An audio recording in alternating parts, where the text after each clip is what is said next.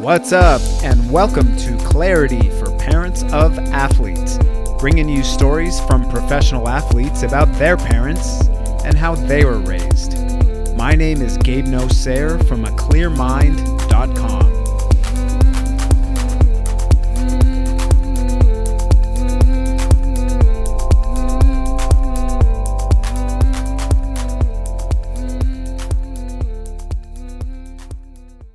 All right, and welcome to episode number 48. As always, I want to thank you for listening to this episode and any other episodes that you've listened to in the past. And if you haven't by chance, I strongly recommend that you do. There's some amazing interviews with some incredible athletes about their journeys. And there's also other episodes with informative people, such as the one today. And I'm just going to jump right into that one. This one is with Adam Krause, who is a PhD candidate in psychology at UC Berkeley.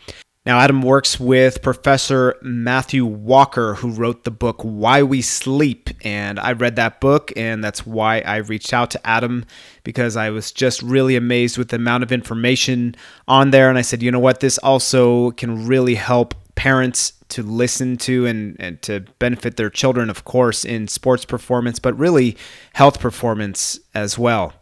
So Adam and Dr. Walker work at the Center for Human Sleep Science, and so Adam's educational background is in philosophy and cognitive science from UC Berkeley, and is currently working on multi-disciplinary techniques to examine the impact of sleep deprivation on human health and brain function. And he's really interested in the physiology of pain, something that a lot of athletes, if not all athletes, experience, of course, and also is interested in the interplay between sleep and the immune system. So really important things for you as a parent, for all the athletes out there, for anybody really in general. So we cover a lot in this interview, including the amount of sleep that people need, both as a child and adolescent, because it is a little bit different. And of course, it's a little bit different for adults as well. We also talk about the different types of sleep, something called sleep paralysis, proper use of melatonin, and the importance of sleep on recovery, which is obviously a really, really important topic for all athletes. Now, I'm just going to leave you with a quick takeaway at the end, so please make sure after Adam and I sign off to just tune in for a little bit of my conclusion where I tie in the most impactful thing from the interview with Adam. All right, enjoy. All right, Adam, thanks so much for joining me today. You are in Berkeley, California. What's your your experience for the last few months for you been like? Yeah, well, thanks for having me. It's been crazy a little bit. It's we are all stuck at home wearing masks, and to be perfectly honest, life is a bit monotonous. It's this crazy oscillation between utter boredom and monotony working from home every day, and then just the stress and high activation whenever you have to go outside to the grocery store. It's a unique time. Yeah, I could imagine with that stress, then there comes the need to make sure you're still getting adequate sleep, and that's what this episode's all about. So how are you handling your own personal sleep right now? Well, I'm lucky in some ways. I've personally never really struggled with insomnia, although anxiety will sometimes interfere with it. So, from my own personal experience, my sleep issues, if and when I have them, are with falling asleep, and it's taken me longer to fall asleep as you get just sort of this rapid thinking at night, and that's very common among people. And actually, there have been some recent sort of retrospective studies about the effect of the pandemic, or really sort of shelter-in-place orders on sleep, and it's actually very interesting, and it's had a huge impact on people's sleep for a couple reasons. So you see sort of a bimodal effect, actually, where a group of people are reporting better sleep, and then a group of people are reporting worse sleep. People who are sleeping worse, it's a variety of things, but a lot of it is, as I said earlier, related to just this constant stress and anxiety. They're just sort of activated and they're having trouble sleeping. The people who are sleeping better, I think, to me, is so interesting because it tells us a lot about policy and how that can be altered to improve sleep and therefore health. So the people who are sleeping better are sleeping longer, but not by a huge amount. But what's really changed is when they're sleeping and the quality of that sleep. And one of the biggest reasons why is they're all working from home now, so they don't have to commute.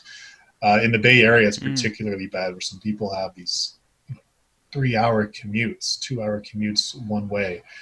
And that erodes on sleep time. It's probably one of the biggest impacts on sleep in the working adult population. So people are going to bed earlier, and they're waking up earlier, and the quality of their sleep is better because, at least for this group of people, they're less stressed. They don't have to wake up early to commute or stay late because of a long commute. And the quality of their sleep has been improving because they're getting this regularity in their sleep that they didn't have before. They're working from home all the time, so they are able to say, well, it's 10, it's 11 o'clock. I'm free to go to sleep now when I'm tired, rather than having all this these issues in life interfering with that timing. So this regularity is one of the most important things in the quality of the sleep. Mm.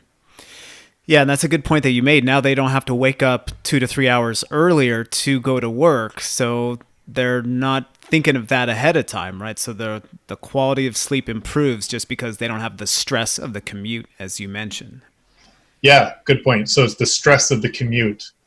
Being in traffic is one of the most unpleasant things, but it's also just the time, the time that it takes. So if people work an 8-hour day, and in the Bay Area, a 2-hour commute is not abnormal. That's 2 hours one way. So that's 4 hours plus the 8-hour workday. That's a 12-hour workday.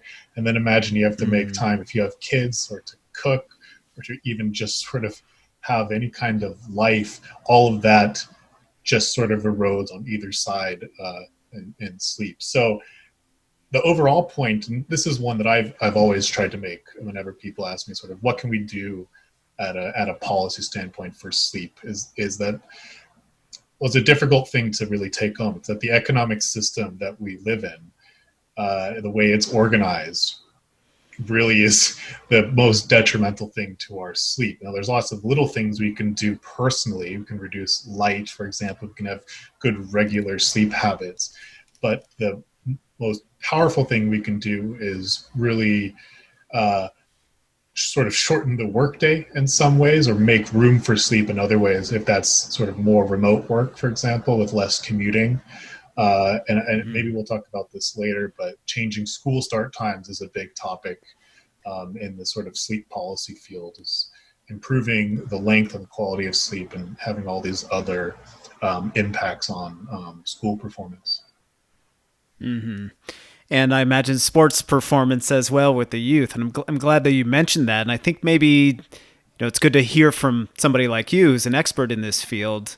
How long should people be sleeping, if they're adults, if they're adolescents, and if they are children? Okay, so there's a couple points to make first. So sleep need is actually not an incredibly easy thing to define. In general, the way that it's defined is that you look at a group of people and you ask them what is their habitual sleep, and then you get some outcome measures. Those are usually cognitive outcome measures. So like reaction times is sort of one of the standards. And you just see how that reaction time improves or worsens based on sleep for a given age group. So these are sort of what this is operationalization of sleep need in one particular domain. Now, sleep is for the whole body. So the amount of sleep you might need for getting optimal reaction times might actually not necessarily, and we don't really know the answer here, be the right amount of sleep you would need for cardiovascular or immune health. So there's all these systems interacting. So these are, maybe just the headline is just that these are loose guidelines. The second thing is that sleep need changes drastically throughout the lifespan. In general, it follows kind of like a negative exponential function. So just loosely, you need more sleep when you're younger than when you're older. It's not linear. So children, maybe less than 8, 10 years old, maybe even just puberty and earlier, easily need around 9 hours of sleep. Sometimes it's more than that, but less than that is probably not optimal. And there's a lot of reasons why, but the one major reason is that there's just so much brain development going on that actually over evolution, this increased pressure to sleep when you're very young has been selected to really ramp up the processes of plasticity in the brain and learning and forming these neural pathways. So that's young children. Adolescents are actually a unique time of life with regards to sleep. And I still need a lot of sleep, and the recommendations have changed, but they are anywhere from 8 to 9 hours for these would be sort of around puberty to teenagers or maybe even early 20s. There are individual differences, but anywhere in 8 to 9 hours is probably right. That's in terms of duration. Now, I think we'll probably want to talk about this later. There are the sort of peripubertal years are a unique period because not only do they have this increased sleep need, but they have this shift in the timing of their sleep. So maybe we'll get into that later, but as you age, you actually get into this period of maybe young or mid-adulthood. This is maybe 25 years to 35 or 40. This is probably the most stable period of life for sleep, where most recommendations are anywhere from 7 to 8.5 hours. In general, more is better, but it is actually pretty hard to sleep more than what you need. So if you can get more and it feels good, you should probably do it, is kind of the general advice. Now, the end of life, maybe starting around age 40, but really starting to accelerate after 65 years of age, you do see this decrease in sleep duration, where older adults often report getting anywhere from 5 to 7 hours of sleep. Now, this is a point of contention in the field right now. This reduced sleep that you see in older adults, is it really that older adults have reduced sleep need, or do they? The alternate explanation is that older adults have a deteriorated capacity to produce sleep. So they're actually just not able to get the sleep that they would benefit from. So this is up for debate, but in general, older adults sleep less than any other period during their life, but they still benefit from getting extra sleep if they can get it. Mm-hmm. So that's really interesting, what you said about the reaction time. And obviously with athletes, reaction time is very, very important. Have you read any studies or performed any studies about optimal sleep and reaction time as far as athletes go? So reaction times are the gold standard, and they're the traditional measure of the impact of sleep deprivation. The reason why being that there's just an enormous literature in psychology on the distribution of reaction times across age and across the day, for example. They aren't necessarily the most representative of really what's going on with sleep loss. So for an example, and I'll come back to talking about reaction time, 1 hour of sleep loss a night may not really have much of an impact on reaction time, but as you accumulate that 1 hour of sleep loss across a week, across a month, or a lifetime, that has enormous impacts on cardiovascular health, immune health, and brain health. So that's all to say that reaction time is a good, easy proxy for how your sleep is, but it's not representative. If that makes sense. It doesn't represent all the impacts. So the studies in sleep deprivation and reaction time generally show one pattern, although there are exceptions to this. In general, though, you don't necessarily see a slowing of reaction time. You do to an extent, but it's actually relatively minor. So people mostly react with the same speed to a stimulus. And these stimuli, the way that these are studied in psychology, we use a test called the PVT, the psychomotor vigilance task. It's very simple little task where you just look at a screen, you have two buttons, and as soon as a light comes on, you press the button, and this light comes on at sort of semi-random intervals. So you have to maintain that vigilance and respond as quickly as possible. And so the outcomes that you get from this task are the reaction time in milliseconds. You get the number of hits versus misses. So if you responded at all, that's a hit. If you didn't respond, that's a miss. Sleep deprivation increases the number of misses, but what it does is it does this in like a sort of a semi-random way. It increases the variability of these responses. So you're not consistent. You can think of it as like an oscillation of your attention, where for a few seconds or a minute, you might really be focused on the task and your performance could look exactly as if you had slept perfectly well the night before. And then you kind of lapse into poor performance where you're missing them, or you're only getting every other one, every other stimuli. So you see this increase in the variance of your responses. So, one thing that I think a lot of people don't understand is missing an hour or two a night consistently can really have an effect on your reaction time and other things as well. And I think it's important for people to understand what sleep actually does for you. So could you describe a little bit more about that? What are the biological benefits and the cognitive benefits to sleeping?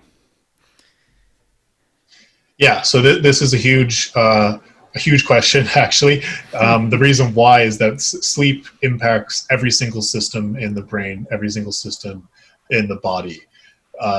There are reasons why, and sort of theories for really the general function of sleep. We can get into those if you want. Yeah, some of please. them are a little bit more philosophical or evolutionary. But the way I think about it is that sleep is not a unitary process. Sleep is actually it sort of sits a level above all the processes in the body, the normal processes in the body and the brain. And what it does is it coordinates them. Okay, so it says these collection of activities, just for example, changes in the immune system, changes in neuroplasticity, these are going to occur together in concert at this period of time, maybe early in the night during sleep. And then it selects a different set of processes to coordinate and act in concert at a later part of the night. So sleep and wakefulness actually act together to kind of segregate functions so that they work efficiently. Okay, so this is why sleep is sort of a global phenomenon. It affects everything in the brain and the body. There's not a single system that's not affected by getting enough sleep in a positive way and in a negative way by not getting enough sleep. Mm-hmm.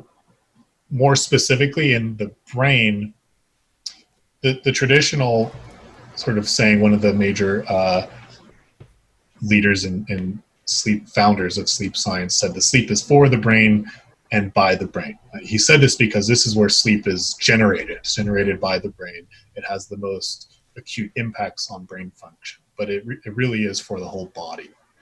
So in the brain, the first thing sort of to go, if you take out sleep, is the attention system. Okay, this system is what's being measured when you do these reaction time tasks. So it is actually the most sensitive to sleep loss. In other words, if you just take away an hour or two of sleep, you'll notice the biggest impact here before you notice it. For example, things like mood or anxiety or even memory. All of these are impacted by sleep, but there's just a little bit more resilient. Attention is the most sensitive. What's going on exactly in terms of the brain, these attention networks in the brain is still being explored, but it has a lot to do with neuroplasticity and the efficiency of communication networks within the brain. Now, there are actually two stages of sleep, two general stages of sleep, and they're not very cleverly named. One is REM, or rapid eye movement sleep. This is sometimes called dreaming sleep. And then there's the great name of non-rapid eye movement sleep, which is just not that. So these actually occur in cycles, and on average across the night, they'll cycle on a 90-minute oscillation. But this is not sort of a evenly distributed oscillation. In other words, what I mean by that is you get most of your non-REM sleep in the first half of the night and most of your REM sleep in the second half of the night. So one of the more recent theories of what sleep is doing, or what these specific stages of sleep are doing for memory, but also the attention systems, is that non-REM and REM sleep are working in concert. And it's actually this cycling of these two stages that's most important. So non-REM sleep, what you get early in the night, really increases neuroplasticity, or the remapping of brain networks. So the way to think about this is that when you're awake, you actually form all these connections between all sorts of new things that you've learned throughout the day. So everything becomes more connected in the brain while you're awake. Now, the theory of what non-REM sleep is doing is that it's selecting out of that new, tangle of connections, what are the most important ones, and it strengthens those that are important and it weakens those that are less important. So it was long believed that non-REM sleep was for memory because it does this. But more recent studies have shown that actually you need both non-REM and REM to get the best benefit to cognitive and brain function. REM sleep, after non-REM sleep strengthens important memories, REM sleep stabilizes them. So it reactivates memories that have been previously selected by non-REM sleep and stabilizes them, reconnects them with other memories so that they become more stable, less subject to forgetting. And whenever I'm talking about memory, I'm really talking about brain networks. So this applies equally to the attention systems.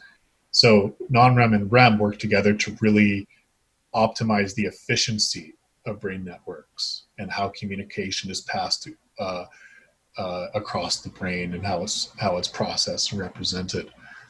So it's in concert, non-REM and REM, they work together to really optimize brain network efficiency. And that's really why attention is so sensitive, because attention works with a tiny amount of data. It's very sensitive to how efficient a network is processing the data, because it does it so quickly and with so little information. Mm. So how long are the cycles of REM sleep and non-REM sleep? And what do you start with and what do you usually end with during your sleep? So non-REM sleep is actually divided into 3 or sometimes 4 stages. Doesn't really matter which. There's a tradition here. You can say 3 stages. So as you fall asleep, as you first put your head down on the pillow, you go into what's called non-REM stage 1, which is really not quite sleep. It's a transition stage where you're not really conscious anymore, but your brain state hasn't really transitioned fully into a new sleep-like state. So this is a relatively short state. It's a transition state. And as you fall deeper into sleep, you go into stage 2, non-REM sleep. Stage 2, be happy to talk about in more detail. It's a unique state characterized by these oscillations called sleep spindles, which are these sort of rhythmic bursts of activity that is coordinated between different parts of the brain. So they are the hallmark feature of stage 2 non-REM sleep. You'll early in the night, you'll stay in stage 2 for a good amount, but you'll cycle in and out of stage 2 and stage 3, which is the deepest stage of non-REM sleep. That's where you see these large coordinated oscillations where brain neurons are acting in concert, where they all activate at once and they all go quiet at once in these huge slow waves. And so non-REM sleep is characterized by these slow waves in brain activity. that's where a lot of these plasticity processes I was talking about earlier occur.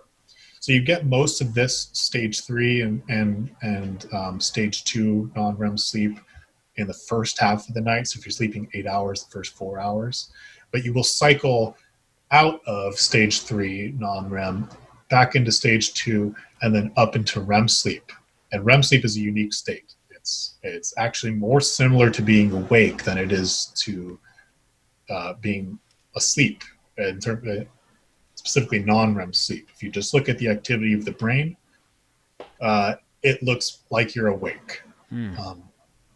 So it's a unique state. It's highly activated. Okay, your body is paralyzed. So if I'm looking at someone in a bed and they're in REM, I couldn't tell you whether what their brain is doing. They obviously look like they're deeply asleep, but when I put my EEG electrodes on their head, it would look exactly as if they were awake and behaving, other than the fact that they're not moving. So there's the non-REM REM cycling is a cycling of sort of quiescence and these deep oscillations and very sort of disorganized, active, wake-like activity during non-REM sleep. So these cycle on average every 90 minutes. This cycling occurs throughout the night. When you wake up in the morning, you're most likely to wake up out of REM sleep, which, like I said, occurs. There's a greater prevalence of REM sleep later in the night. So I don't know if you've experienced this or people in your lab, or if you've heard this. There have been times where I'll wake up in the morning and let's say my family's out doing something in the kitchen and I'm still asleep, but I could hear them, but I'm dreaming at the same time. And there's been times where I will tell myself to wake up, and I'm like screaming at myself, but I feel that paralyzed feeling and I can't wake myself up. Have you ever experienced or heard anything like that? Yeah, so this is a pretty common phenomenon. It's a strange one. So this is called sleep paralysis, and it's a unique state. And to be honest, there's a lot that we don't understand about it. It is actually incredibly fascinating for a couple of different reasons. But just in general, what is it? It's this sort of half wake, half sleep state where often coming out of REM sleep, your body will remain paralyzed, but you become conscious. And so you realize that you are awake, but you're unable to sort of generate these motor signals to your muscles to move. So sometimes it's experienced as feeling trapped, right? You just can't activate your body. It's often an unpleasant experience for most people, but it's almost always benign. It doesn't really mean anything bad. So it's relatively common, particularly in children. We don't know why. This might simply have to do with just that they have still developing brain networks. So sometimes they get stuck in these half states. This is just a hypothesis some people have. A lot of people get them as children and they tend to just kind of go away. Some people have them occasionally throughout life. Again, they're benign, with one exception. You will see it in narcolepsy. It's one of the common features of narcolepsy, to get these sleep paralysis episodes. And very occasionally, especially later in life, sort of a resurgence or a reemergence of sleep paralysis sometimes is a symptom of some neurodegenerative disease, like a dementia. So it is something to pay attention to, but it's not necessarily a cause for alarm, particularly if you're young and otherwise healthy. To me, actually the most fascinating thing about sleep paralysis is most people experience these very common, you could call them hallucinations, where they feel like they are being watched or there's some intruder in the room. That's very common, almost a universal experience. What's amazing about it is that it seems to be cross-cultural.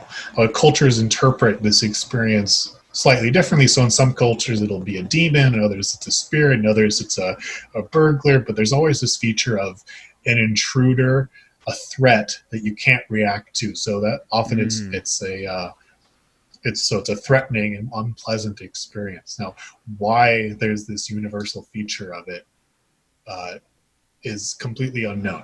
Nobody has an answer to this. It is pretty amazing. Yeah, it's wild. And part of me telling myself to wake up is sometimes I feel like somebody's walking on my bed.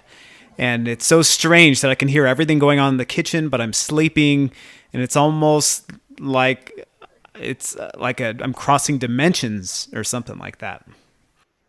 Yeah, one of the this is another of my favorite stories. So I wish I had the study on hand, um, but someone did do a retrospective analysis. Um, I forget how they did it. I wish I remembered. So, but the way, well, ultimately, what they found was that the majority of alien abduction stories, of reports, particularly in the U.S., Hmm. were likely explained by sleep paralysis episodes. And especially Americans, for whatever reason, tend to interpret sleep paralysis episodes as a kind of abduction, and often an alien abduction. Wow. Well, I don't think I was abducted, but maybe it happened and they zapped my memory like the Men in Black. I don't know what Yeah. happened there. So, you focus a lot on sleep deprivation and the relationship with pain and the immune system. What are some major things that you've learned regarding both of those things? Yeah, there's a lot we don't know. That's going to be a common theme in everything. I keep saying that, but the field of sleep science is actually relatively young.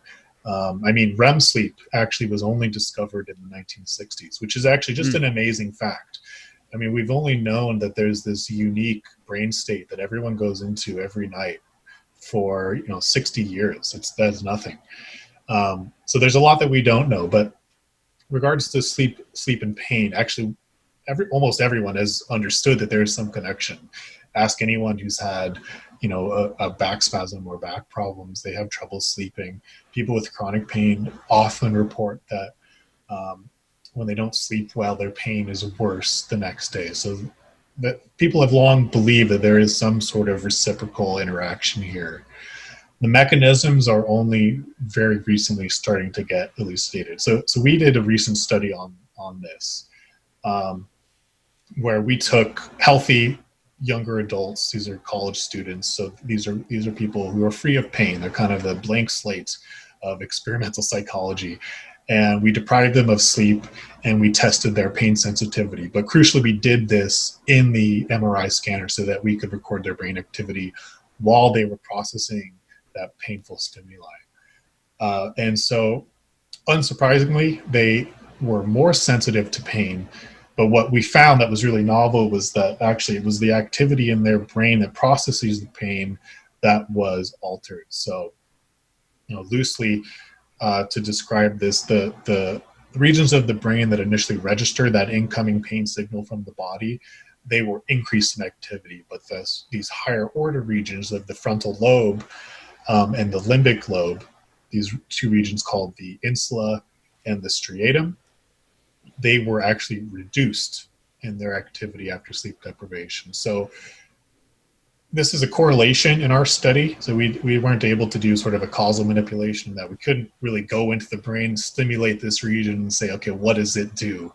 How does this change experience of pain? But they're working in animals, and some lesion work from humans suggests that these two regions, the insula and the striatum, are important in regulating and interpreting pain. And I think most importantly in generating these descending signals that go from the brain to the spinal cord that are able to modulate and sometimes even block pain. So to take that together, sleep deprivation in the brain, at least in our paradigm, amplifies that pain signal as it comes in, but it's sort of inhibited in its ability to manage that pain. And that ultimately leads to the experience that we saw, which is just increased pain. It was more unpleasant. So the sleep deprivation impacts how pain is processed in the brain, but there is in the body a strong relationship with the immune system. This has also been known for a long time, that the immune system does a lot for pain processing, particularly in becoming sensitized to pain. So immune cells are actually very similar to neurons. They release a lot of the same chemicals. The way I think about it is that immune cells speak the same language that neurons do. So they can release these chemicals called cytokines. These are pro-inflammatory factors, and they are sensed by neurons in the body and actually also in the brain. And these cause all sorts of changes. In the body, they tend to sensitize neurons. In other words, they become more active to the same stimulus. So if I give you, if I, if I shock your leg and that's painful, if I then sensitize these neurons with cytokines, that same stimulus at the same intensity will be more painful. And that's simply because it's sending a greater signal. It's become sensitized. So the immune system is one way that neurons are able to communicate with the rest of the body and respond to stimuli. So there's this deep interplay between the immune system and pain. Mm. More recently, though, this sleep system has come in as a third player here because it's been discovered how deeply connected the immune system is with sleep. This goes incredibly deep, and I don't think I need to get into how deep that goes, but they basically co-evolved. Sleep and the immune system co-evolved. They also speak the same language. So you put these three together, sleep, pain, and the immune system. One leading theory of the relationship between sleep and pain is that sleep is impacting the immune system, but also the brain, and you get kind of this double hit on pain, which ultimately just leads to the experience of being more sensitive to pain and it feeling more unpleasant. So I imagine with athletes then, if they lose sleep, especially consistently, they're not going to be able to perform through a certain amount of pain. And of course, pain is there to let us know that, hey, something doesn't feel good. Sometimes we need to stop. But also, sometimes we can keep going if it's just very, very minor pain. But with sleep deprivation, then the pain gets enhanced. So then I imagine their performance goes down as well. Yeah, exactly. And pain is a weird thing. It's I got interested in pain because for the same reason I got interested in sleep, is that it's on the one hand one of the most familiar universal experiences, but as soon as you just start to scratch the surface, it's completely mysterious. So as you say, pain is what it's evolved to do, is to send a threat signal. It says pay attention to this. This could be damaging, and to avoid it. Right? If you touch a hot stove, that can damage you, and that's sensed, and then it tells your brain to retract your hand. But pain is not always, it's not a one-to-one mapping, in other words, with the actual threat of some stimulus. Sometimes pain is pathological. You see this often in chronic pain states, where there isn't actually a one-to-one mapping between what's going on in a muscle or a joint and the actual experience. Sometimes an injury can fully heal and you can still experience pain. And this process is going on. This is dependent on the brain. So this has nothing to do necessarily with the injury site anymore. It has to do with the brain. It's basically become hypersensitive to any signal coming from that region and interpreting it as pain. So sleep, I think, is crucial for, in the short term, dealing with pain. But I think even more important in the long term, with avoiding that transition between an acute injury into a chronic pain state. There's a lot of research going into this right now, thinking about how sleep predicts who becomes a chronic pain patient. So it's not understood. So you can give two people the same injury. Now, this is just a hypothetical experiment. You can give two people the same injury, and one person could go on to develop a lifelong chronic pain condition, and the other won't. We don't understand what's different about them, what protects one person and makes the other susceptible. But sleep could be playing a role in really protecting you or helping to resolve injuries in the long term. Wow. And correct me if I'm wrong, but sleeping helps your body heal physically. So it's absolutely crucial that children and even adults, of course, get ample amount of sleep when they're recovering from some kind of illness or some kind of injury. Absolutely. So, as I said in the beginning, what sleep is doing is kind of a higher order process. It's coordinating all sorts of different mini processes in the body, and one of the things it's doing is releasing these growth factors. And these are really important for children in particular because they are growing and developing. But for everyone else who's past that stage, also in terms of healing. Okay, so there's a lot going on there. In fact, you can look at the performance of the muscles just in terms of force output and prior sleep, and there is a connection there. And one of the reasons, actually, bodybuilders have they're on the forefront of a lot of things for better or for worse. But one thing they've realized very early is that their sleep is crucial for their performance and the building of muscle. And this is likely because it's allowing the body to heal from these micro injuries that you get from, for example, weightlifting or training. Wow. So with children, do you feel as if they're injured, they should really, really take that very seriously, and parents as well, and not letting them stay up, but they absolutely need to recover by sleeping? Yeah, I think that's going to be one of the most important things in the toolbox of recovery. Mm-hmm. I think everyone knows a lot of, about icing in the short term for recovery, heating, alternating heat and ice, anti-inflammatories for pain.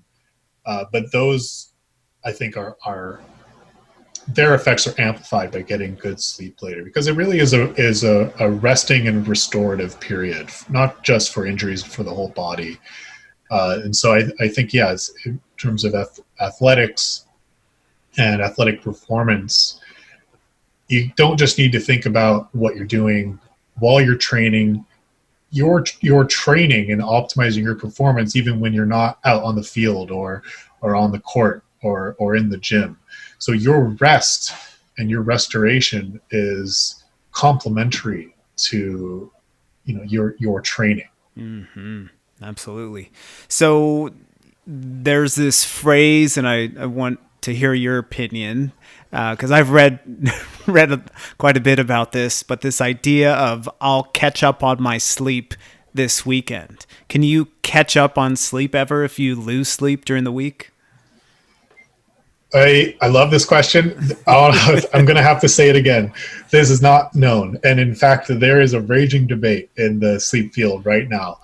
It is really currently going on about whether you can and should try to catch up on your sleep.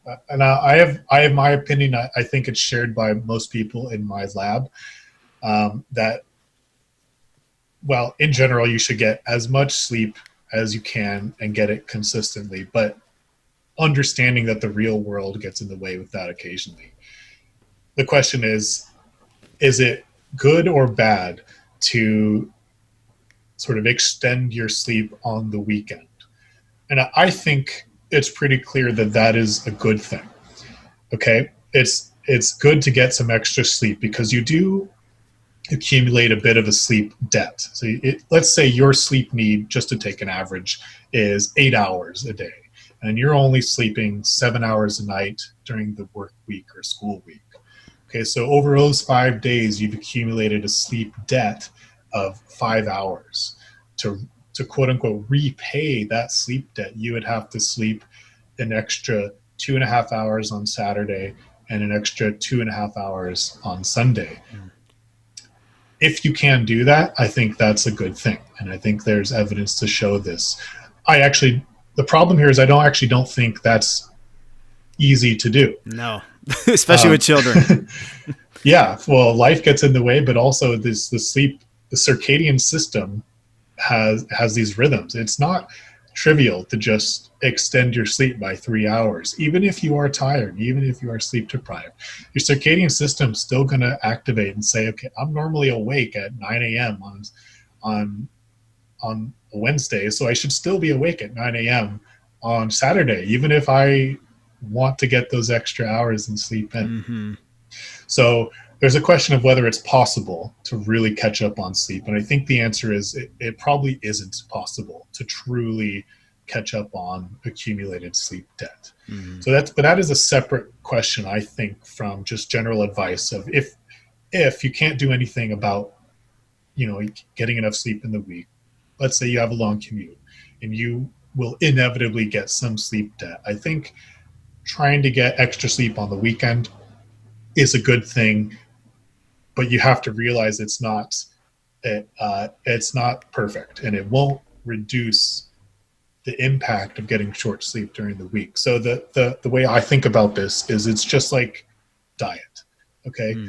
You could eat really poorly for 5 days a week, and if you ate really well on Saturday and Sunday, that would be better than not eating well 7 days a week, right? But it's also not better from eating well every single day of the week. It's not optimal. And eating well Saturday and Sunday doesn't reverse the damage of eating badly Monday through Friday. Now, it helps, but it doesn't reverse it.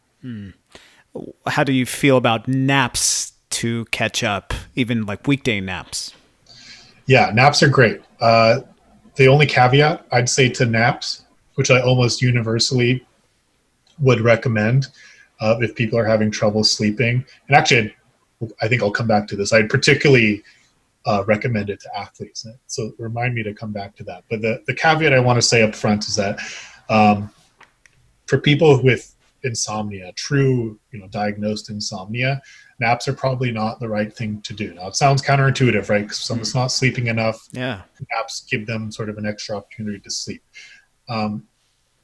There's a reason to this. And actually, what happens is for someone with insomnia, they have trouble falling asleep at night. If they nap, that makes it actually even harder to fall asleep at night. And with someone with insomnia, you really want to improve their nighttime sleep because that's the best quality sleep they're going to get. So that's the only caveat. For everyone else, napping can be great for a variety of reasons. If it's just for catching up, you only slept 6 or 7 hours one night, but you're able to take a nap, that's excellent. And I recommend it as long as it's not too close to bedtime. For athletes, what I wanted to say is for all those previous reasons, catching up on lost sleep, if you have it, that's great. But for athletes, I think they particularly benefit from sleeping either before and or after training. So I wish I remembered the name. I think it's LeBron James who sort of swears by a nap before playing. And there's several sort of elite athletes who swear by taking a nap right before playing. And it's not because they're not getting enough sleep. And if they actually look at their sleep, they're getting a lot. 9 hours for an adult is a lot of sleep. Now they're at the elite level, so there's some different things going on there. But they are doing this sort of pre-performance nap to really optimize their performance, both cognitively but also physically. So that's a benefit before training or performance. But I think actually for someone who's younger, someone who's still learning a sport, for example, I think of I'm a big fan of baseball. So pitchers when they're young, they've mastered maybe the fastball and the changeup, and they're at the age where they're going to start experimenting with some more complicated pitches that really take a particular type of complicated body coordination. They're going to really benefit from taking a nap after training. And this is a benefit on memory processing, particularly for what's called procedural or motor memory processing. So it's hugely important in learning. Do you have a length of time you recommend naps to go to, like a maximum amount? And then also, what's the latest somebody should be taking a nap before they, considering their bedtime? Yeah, it's tough. I don't think there's a minimum amount. I think there's been studies that have shown benefits of naps as short as 5 or 10 minutes. So, get it when you can, squeeze them in. I think there's some discussion of what's too long. And I'd say less than an hour is probably what you want to go for. Some people might say less than 30 minutes, but I think less than an hour is a good rule of thumb. But the reason why people say that is that it's not that there's something detrimental about having a 2-hour nap. It's only that it interferes with sleeping at night. So it, just like someone with insomnia, it reduces that sleep pressure and it makes it harder to sleep at night. So you don't want to interfere with that nighttime sleep, because that's going to be your best quality sleep. But napping can still be beneficial for other reasons. Mm-hmm. Yeah, I found for myself, if I take a nap, which is very rare because my son doesn't like to nap for some reason, and even though I beg him, but I find if I'm after 2:00 at night or 2:00 in the afternoon, I think it's too late for me to nap. I've got to nap before that. Yeah. I don't know. I don't know that that's been studied specifically, but that sounds about right. You definitely don't want to take a nap too close to bedtime. Mm-hmm. You'll just reduce that sleep pressure. It's just going to be harder to fall asleep later. I think this is a rule of thumb. I can't say I can cite a study that says this. My intuition is saying, at least 5 or 6 hours before sleep would be sort of the minimum gap. Mm-hmm. Probably, more is better. But yeah, if you look at what some cultures do that take a siesta nap as sort of this deep part of their culture, they take it at a particular time. Now they're a little bit different in that they actually go to bed really late, but they tend to take their naps right around 2 p.m. Approximately. And there is actually a reason for this. It's not just tradition. There's this, so there's basically this sort of dip in your drive to be awake. It's called the mid-afternoon dip. And it's this fluctuation in basically the melatonin rhythms that we won't get into the mechanisms, not important, but on average, if someone's waking up around 8 a.m., around 2 p.m., there will be this dip. It's called the postprandial dip or the mid-afternoon dip. It's where people are sort of sleepiest in the middle of the day. So this is probably the best time to take a nap. Your body is sort of primed to go to sleep then. It's far enough away from bedtime that it shouldn't interfere too much. So I'm glad you brought up melatonin because I think a lot of people, they may not fully understand what the supplement does for you. So what are some considerations that you would advise people to take when they're taking melatonin, and in a safe manner, and how much should they be taking, and should they be taking it in certain circumstances? So this is tough, and people in the field will give you different answers. So I'll speak for myself here. I think almost always melatonin is very safe. It's probably one of the safest supplements out there. But the first thing I'll say is that melatonin is in a little bit of a unique position in sort of the supplement world, because it is both a hormone and a supplement. So I mean something very specific when I say supplement. Okay, it's not a drug in the sense that it's not regulated by the FDA. Okay. And there has been a study done where people basically randomly analyze different melatonin products that you could buy, over the counter. And there's a huge variation in the quality of them. Some of them have way more melatonin than they advertise. Some of them have way less melatonin than they advertise. And whether they have more or less is also not consistent. So if I buy the same melatonin supplement in December and then buy it again in June, it may not even have the same amount, even though on the bottle it says this should have 3 milligrams. So this is a problem of policy, right? This is a problem across the supplements world. They're not regulated, and they're not subject to the same testing protocols that FDA regulated drugs are. So that's something to always keep in mind. Let's say that wasn't an issue, and you found there were some good products in that paper. They were decent, at least. That were relatively consistent. So let's say you have that. How much should you take? When should you take it? Who should take it? I think is an open question. I think in general, people take way more melatonin than they really need. I've seen products that go as high as 12, 20 milligrams. That's way too much. I don't think there's any reason to take that much melatonin. I think on average, you'll see them go around 3 to 5 milligrams. I also think that's way too much. I think maybe a milligram is probably a good amount, maybe even less. I'd say start with less, and then if it does nothing, try a milligram. I actually would really not go above 3 milligrams, which is a relatively low dose if you look at what these bottles show. Mm-hmm. The reason why is that 3 milligrams is an order of magnitude more than what your body produces naturally. So your body produces melatonin.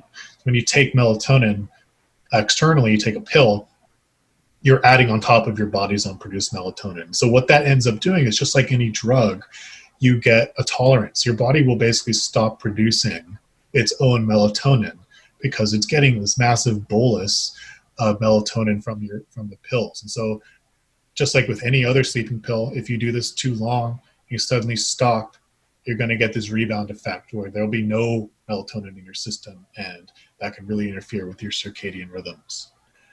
So the way to avoid this is to take it intermittently, to try to not take it every day, and to take a relatively low dose. So for the last thing I'll say is that there is a lot of debate in the field about whether children should be taking melatonin. Now, I don't think there are studies that have shown sort of a particular risk about it, and I know a lot of parents really swear by it. And I don't think it's particularly dangerous, but it is an open question, really, what long-term use of melatonin in children does to sleep later in life. This is not known, and so I usually defer to what Professor David Dinges at University of Pennsylvania, who's sort of an expert on this, says. He actually does not recommend melatonin for children for the simple reason is that it's a hormone. The sleep systems are still developing in children, and that so he sides with safety, with not recommending it for children. But there are these products, little gummies for children. They're advertised for children, well, for parents to give to their kids, that I think is, I don't know quite the right word. They're not exactly dangerous, but I don't think it's a good thing, because these are unregulated supplements. Yeah. I think we should be a lot more hesitant to give things like this to our children. Yeah, for sure. Now, does melatonin help people stay asleep, or does it just help them get to sleep? I think, complicated again. I think in general, melatonin is sort of one of the prime signaling molecules of the circadian rhythm. So it is involved in the timing of sleep. So the best use of melatonin is for jet lag. And that would be probably one of the prime times to use it. Is that anyone traveling across time zones and doesn't have time to adapt naturally, a melatonin supplement at the right time can really help with that. And there's a lot of evidence to show that it's probably the best thing to do for jet lag. But what this tells us is that what melatonin is doing is it's affecting the timing. So you think of the sleep-wake cycle as this kind of oscillation across the day. And what melatonin does naturally, or in the form of a pill, is sort of shift where in time the peak of that rhythm occurs. Is it earlier or later? So in some people, if they have, for example, a misaligned circadian rhythm, so their circadian rhythm is telling them to go to sleep at a time when they're actually awake, so this would be a misalignment. Melatonin can sometimes help realigning that, but it also needs a behavioral intervention. So you really do need to commit to going asleep, at the right time every day and doing that consistently. There is a lot of debate. I think there's some relatively weak evidence that melatonin might help people just having trouble sleeping, but I don't think it's a good long-term solution. Awesome. So you spoke just now about children, and something you said earlier in the interview you wanted to get back to was the change of time when adolescents normally should be falling asleep versus children as well. Can you talk about that? Yeah, it's particularly in adolescence. So this is perfect timing because we were just talking about the circadian rhythm, which is this oscillation, right, in melatonin and other molecules. It's basically an oscillation of your sleep-wake drive, when you're meant to be awake, when you're meant to be asleep. And normally for the middle-aged adult, this is supposed to align to the oscillations of the sun, so day-night cycles. What happens in adolescence? The reasons for this there are some hypotheses for why this evolved, but in adolescence you see a shifting of this rhythm so that they tend to be awake later in the night, which means that they'll wake up later. So this myth actually of the lazy teenager who sleeps all the time and sleeps in extremely late is a myth that needs to die. They're not lazy. There's really a biological component for why teenagers sleep in and stay up late. There's this shift in the rhythm that tells them to do this. Why this is not exactly clear. I don't think people know sort of in the body what really triggers this. It certainly has something to do with all the changes going on during puberty. But psychologists have thought that this is actually one mechanism to really kind of push the teenager out of the nest, is it actually just misaligns their rhythm to that of their home group or their family. And it's a way that evolution has kind of pushed them out of the nest and forced them to be a little bit more independent just by changing the timing of when they're asleep versus when they're awake. This is, again, an untested, maybe untestable hypothesis, but it is an interesting one. Mm-hmm. Yeah, I remember definitely needing to sleep longer when I was a teenager, but from what I remember also, high school started earlier than elementary school and middle school did. So for these teenagers to have to wake up at 5:30, even 6 in the morning to get to school by 7 just doesn't seem like it is going to help them learn and retain that information that you were talking about earlier. I completely agree. I think it's a crime that schools start so early. It's not only unpleasant, it's truly dangerous and detrimental. And there has been a lot of push recently in the policy world to change school start times with some success. But I think the evidence is unequivocal that particularly for high school, early school start times are bad for students, and they're bad for many reasons. So one of the most powerful studies I've seen, I think, came out of a Minnesota school system, and it was a really unique study. Where basically, they took two school districts in the same time zones that generally pulled from a very similar population. And so you can think of this as kind of a pseudo randomization, where one school district delayed their school start time to like 9 a.m. Oh, wow. Still probably too early, to be totally honest. The other kept there at probably 8 a.m. or 8:30 a.m. So, and then they just measured all sorts of things about these students over the next maybe year or two.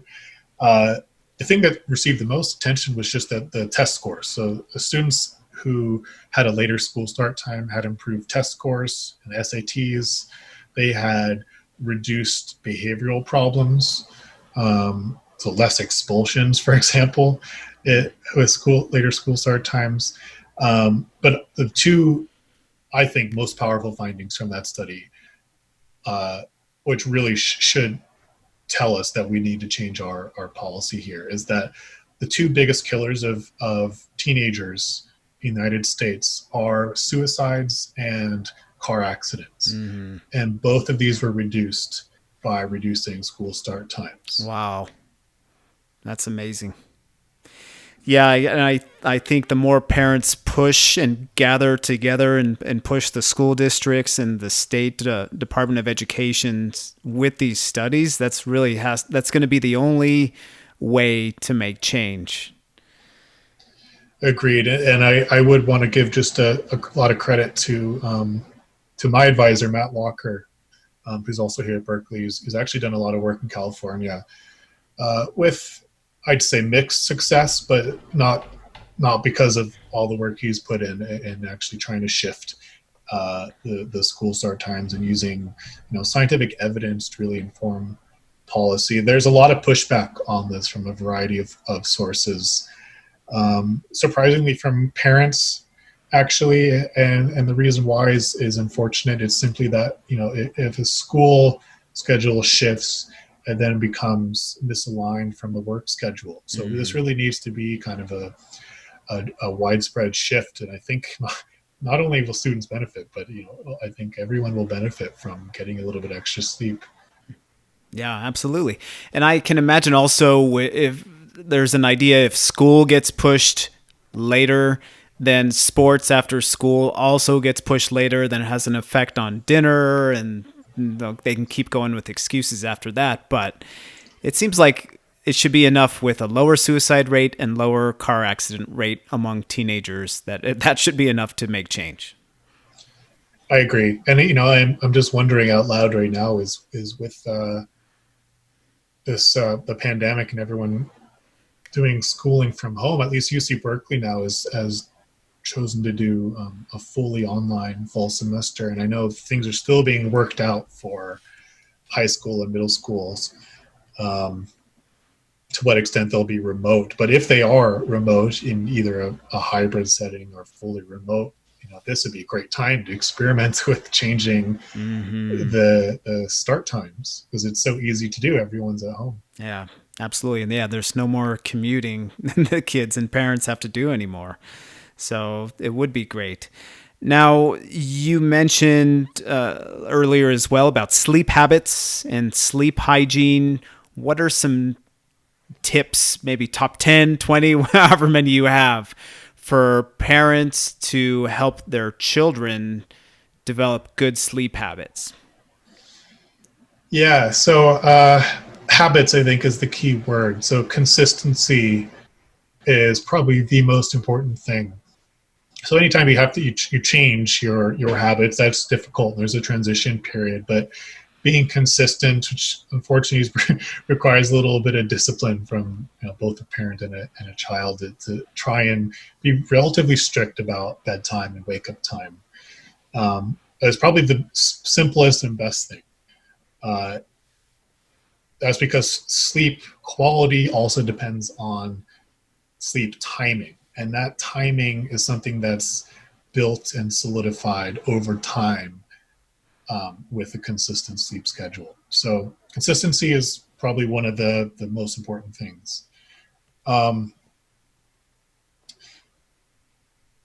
The other thing that's, I think, relatively easy, maybe not so much nowadays, with everyone being from home and working on screens, is to reduce light at night. I think particularly with children, this is really important because they're really activated by screens. So reducing light, particularly blue light, for at least an hour before bed, more is better, it is really important. To me, think about how sleep evolved. You can really see how the way that our kind of industrialized, mechanized society, it really works against our sleep system. Our sleep system evolved in a world without electric lights, without electricity and constant distractions. So people's rhythms were aligned to daylight temperatures and light cycles, and so they would go to bed a couple hours after the sun went down. and wake up when the sun came up. And so we're very disconnected from that. Now, I don't think it's possible in the modern world to go back to that. But what that tells you is that's what our bodies evolved for. So the closer you can get to simulating that, to having the consistency that the sun would normally give you, to having the darkness at night that the sun going down would normally give you, all of that is going to work together to improve the quality of your sleep. Mm-hmm. So all these kind of fall under the umbrella of sleep hygiene. There's several other things, but I do want to mention my personal favorite. I found a lot of success with this, and I think is a good one for a couple of reasons, which is a hot shower at night. Right. It's a very simple one, and I actually just love it because it works well for me personally. Some people I know have mixed luck with it, but it's an easy thing to try, and it has a little bit of biology behind why it works. So sleep is tied to temperature cycles, as I just mentioned, and actually the drop in temperature when the sun goes down is an important cue in telling your body that it is time to prepare for sleep. So you can do an experiment, for example, if you warm up someone's bed. People have done this in sleep labs. Their sleep will be worse. It'll take them longer to fall asleep. But if you cool off their bed, they fall asleep much quicker and they sleep better. So there's this dependency of temperature. So what a hot shower does is a little bit paradoxical. If you take a hot shower, as long as it's not too long of a hot shower, it basically heats up your skin, the outside of your body. This causes a dilation of the peripheral blood vessels. So heat actually leaks out from the inside out. Huh. And you get a paradoxical cooling of your core body. And that's the cue that your body is really measuring to tell it when to go to sleep. So as long as you don't spend, 30 minutes in a hot shower, keep it to maybe 5-10 minutes of a good hot shower to really just warm up the skin. When you get out and that water evaporates, you cool off the inside of your body. And that is I have found a relatively effective way to cue your body to prepare for sleep. Mm. So now for me personally, and probably a lot of people out there, sometimes I wake up in the middle of the night and I start coming up with these brilliant ideas that just won't quiet down. What do you recommend for people who wake up in the middle of the night and can't go back to sleep right away? Yeah, it's a tough one, and I've certainly experienced it. So I think it depends a little bit on how frequently this is happening and whether it's sort of becoming either if it's a symptom of insomnia or the development of insomnia. First of all, this happens to everybody all the time. So I think the first thing I always say is to be forgiving, actually, to yourself. And a lot of people have this tendency, especially when they start to learn about how important sleep is, that they get very anxious about anything that impacts their sleep. I got to say that everyone has trouble sleeping from time to time. And as long as it's an intermittent thing, don't need to worry about it. And sometimes worrying about it makes the problem worse. So, just try to go back to sleep. Maybe try some meditation if that helps you. That would be the first thing. But if this is happening every night, then sometimes a different strategy is needed. So in some forms of insomnia, you do get this sort of midnight wake up and you have trouble falling back asleep. For people like that, the recommendation is actually to get up out of bed, to leave the bed, to do something relaxing, preferably without a lot of light.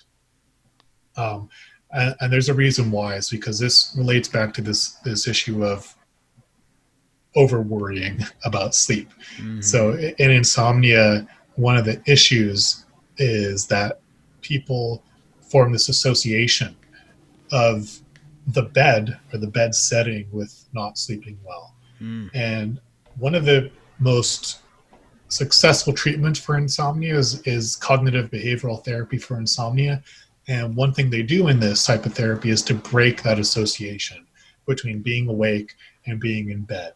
And so one of the recommendations is, to never,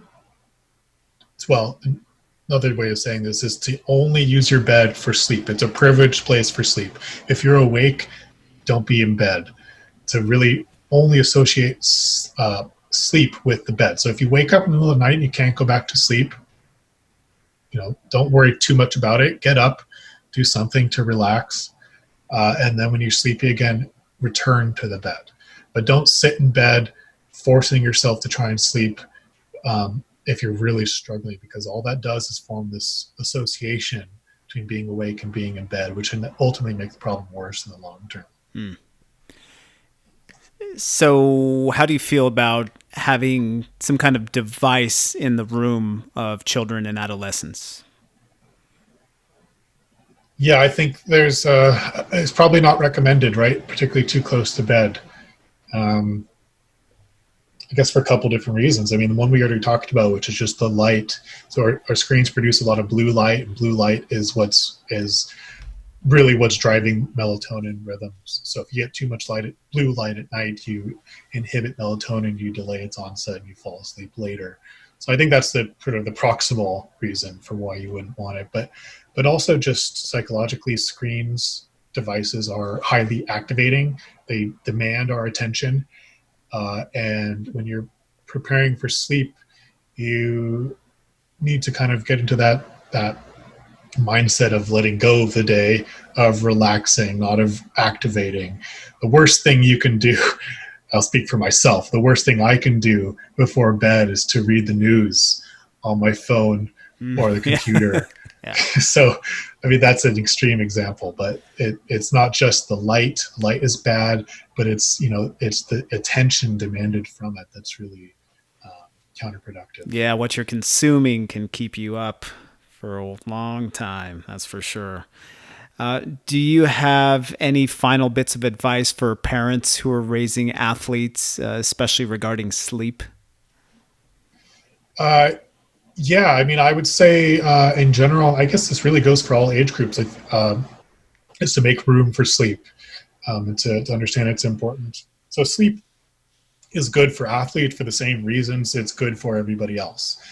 But I think athletes, particularly younger athletes, get a particular benefit from it because they're demanding a lot of their brains and their bodies.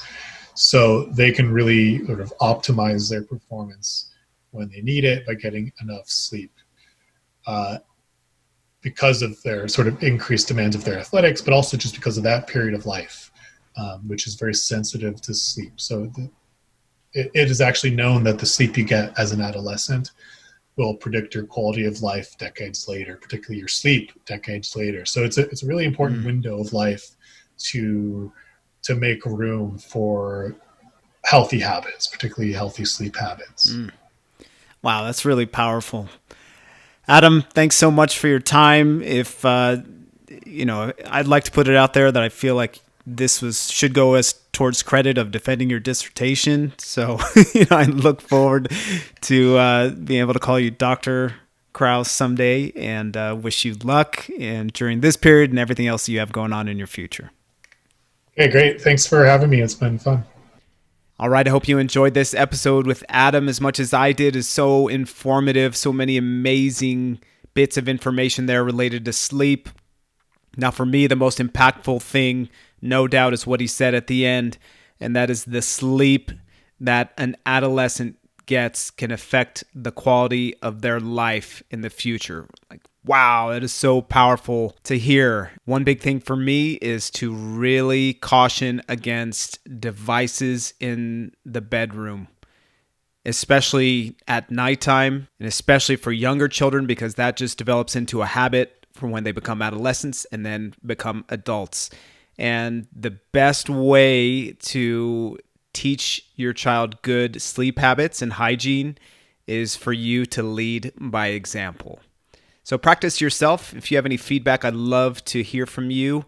And in case you didn't know, that I am a transformative life coach, and I work with individuals virtually and in small groups as well, and do workshops. You can get a hold of me, Gabe at aclearmind.com, and you can check out my website, aclearmind.com, for a little bit more about me and what I can do for you. So Thanks for listening. If you like this episode or any of the other ones, I ask that you please rate and review the podcast on your favorite platform. I know on Apple Podcast, if you are on the page with the episode list, just scroll to the bottom and you can put however many stars you feel like I deserve and write a nice review on there as well. So again, you can always get a hold of me, Gabe, Gabe, at aclearmind.com. And as always, I wish you much love to you and many blessings.